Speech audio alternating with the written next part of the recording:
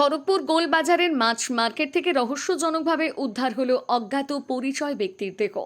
ঘটনায় চাঞ্চল্য ছড়িয়েছে রেল শহরে। খড়গপুর টাউন থানার অন্তর্গত গোলবাজার মাছ মার্কেট এলাকায় বৃহস্পতিবার সকালে এক অজ্ঞাত পরিচয় ব্যক্তির দেহ উদ্ধারকে ঘিরে চাঞ্চল্য ছড়িয়েছে। পুলিশ সূত্রে খবর, নিহত ব্যক্তির বয়স আনুমানিক প্রায় 50 বছর। এখনো পর্যন্ত নিহত ব্যক্তির পরিচয় জানা যায়নি। বৃহস্পতিবার সকালে গোলবাজারে আসা ব্যবসায়ী ও ক্রেতারা প্রথমে দেহটি দেখতে পান। খবর দেওয়া হলে দ্রুত ঘটনাস্থলে পৌঁছয় পুলিশ দেহটি উদ্ধার করে ময়না তদন্তের জন্য পাঠিয়ে ঘটনার তদন্ত শুরু করেছে। কী কারণে ওই ব্যক্তির প্রাণ বিয়োগ হয়েছে তা খতিয়ে দেখছে। তবে এই ঘটনাকে কেন্দ্র করে এলাকায় ব্যাপক উত্তেজনা সৃষ্টি হয়। খবর পেয়ে ঘটনাস্থলে পৌঁছন খড়গপুর সদর কেন্দ্রের তৃণমূল কংগ্রেস প্রার্থী প্রদীপ সরকার। তিনি অভিযোগ করেন, রেলের বেশ কিছু ড্রেন দীর্ঘদিন পরিষ্কার করা হয় না। এর ফলে সেই ড্রেনগুলো সাধারণ মানুষের জন্য মরণ ফাঁদে পরিণত হচ্ছে। তিনি রেল কর্তৃপক্ষকে দ্রুত ড্রেনগুলো পরিষ্কার পরিচ্ছন্ন করার জন্য আবেদন জানিয়েছেন। পুলিশ সূত্রে জানা গিয়েছে, ঘটনার তদন্ত শুরু হয়েছে এবং নিহতের পরিচয় জানার চেষ্টা চলছে।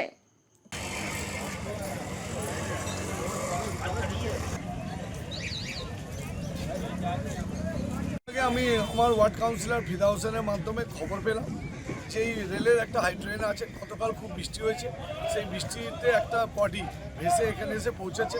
আমাকে কাউন্সিলর খবর দিল, শুনে আমি এলাম। আরও অনেক লোক ব্যবসায়ীরা আছে। এই আমাদের বক্তব্য হচ্ছে অজ্ঞাত পরিচয়ের বডি অবিলম্বে আইডেন্টিফাই করে কার বাড়ি খবর দেওয়া। পুলিশ এসছে, আর বডি পোস্টমর্টম হবে, পড়ে গিয়ে কী কারণে মারা গেল সেটাও ইনকোয়ারির দরকার আছে। তবে একটা কথা, যে রেলের এই বড় ট্রেনগুলো মানুষের মৃত্যু ফাঁদে পরিণত হচ্ছে। এর আগেও দুদিন আগে বিগবাজারে কিছুদিন আগে একটা বড় ট্রেন লাস্ট 10 বছর ধরে রেল পরিষ্কার করে না, পড়ে গিয়ে ছেলে মারা গেল, খুঁজে পাওয়া গেল। সেম এখানেও তাই হতে পারে। আমাদের রেলকে অবিলম্বে বলা যে এতদিন নির্বাচন গেল, তারা সবসময় বড় বড় উন্নয়নের কথা বলে, কিন্তু রেলের হাইড্রেনগুলো রেল পরিষ্কার করে না, সে ব্যাপারে কোনো মতামত কেউ দেয় না। আমি অবিলম্বে রেলকে ডিমান্ড করবো যে রেলের যত হাইড্রেন আছে পরিষ্কার হোক। আর যদি ড্রেনটা পরিষ্কার হতে পারে ছেলেটা নাম মরতে পারতো, কেউ খবরও পেতে পারতো। তো কী করে গেল এটা ইনকোয়ারি করলে বোঝা যাবে। তবে এই নালি একটা মৃত্যু ফাঁদ হয়ে যাচ্ছে রেলের, এইটুকু বলতে পারি। তো রেলকে অবিলম্বের ব্যবস্থা নেওয়ার জন্য অনুরোধ করব। এটা কোন এরিয়া? এটা দেবলপুর মাছ মার্কেটের পিছনে।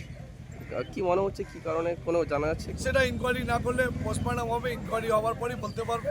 আমাদের কাউন্সিলর ফিদা হোসেন আছে, ও যতটা পাচ্ছে এলাকার মানুষ আছে, কি করে আইডেন্টিফাই করা যায় কার বাড়ির ছেলে। যে কেউই মারা গেলে দুঃখজনক, যার বাড়ির ছেলেও।